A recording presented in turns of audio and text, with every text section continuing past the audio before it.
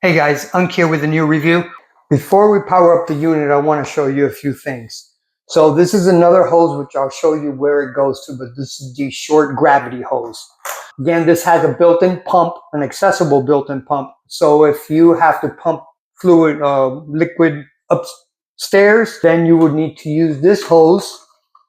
And this needs to come off of the storage. It's a little tight. It's got some clips on it, but grab it by the little drain hole here on the side and pull up and it will come up. Okay. Then you will grab this clear hose that comes with it. This is the long hose. You will connect it to here and then you would route it out this opening here. Okay.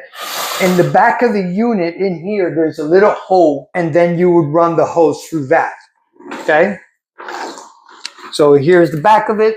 And there you see the hose coming out, okay?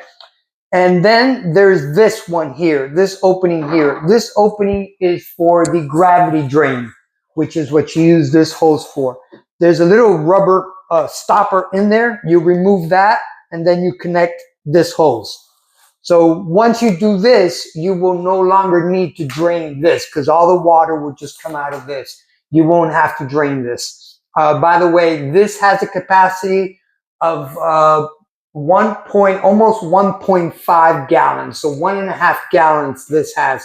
The unit is capable of producing 9.3 gallons of water a day. So you'll be replacing, emptying this out multiple times if you're not using this drain hose or you're pumping it out somewhere else. Okay? It's important if you're not using these, make sure that that plug is back in there to keep it from leaking. In case you need a little bit longer hose than this one, this does have the threading for a garden hose. Okay, so you can screw it into here and you'll drain it that way. The manufacturer recommends no longer than 10 feet because they'll back up and then they'll cause this to overflow, and you don't want that. Okay. Another thing I want to show you back here, this is a filter. They recommend to clean it out, fairly often. It depends on your environment, but just rinse it out with some water. But that's important also because if it's clogged, it's not going to work. All right, let's go over the buttons here on the unit itself. Of course, off and on is off and on. One thing I want to point out, you see over here where it says set. Before you can make any changes on here, it needs to be set to set here. And how you do that is by this button here. Okay. So you bring it to set. Okay. Then here you can change the fan speed, high or low. Okay. A timer set is how long you want it to run on itself. You hit the button once and over here it says 0. You do the plus or minus and that means 1 hour. It will run for 1 hour, then shut off.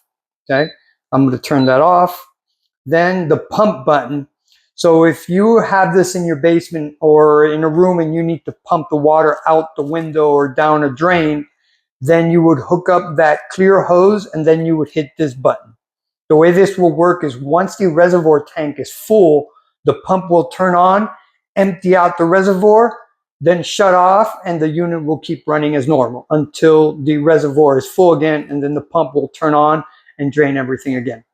So mode is how you set it to either set where you can change options, continuously run until the reservoir is full. There will be no humidity setting when you had it on continuous. It would just run forever. Or auto. Auto is you can set the humidity and it will run until it reaches that and then shut off. And then if it goes back up, it will turn on again.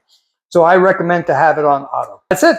We've reached the end of this. All right, I hope that helps.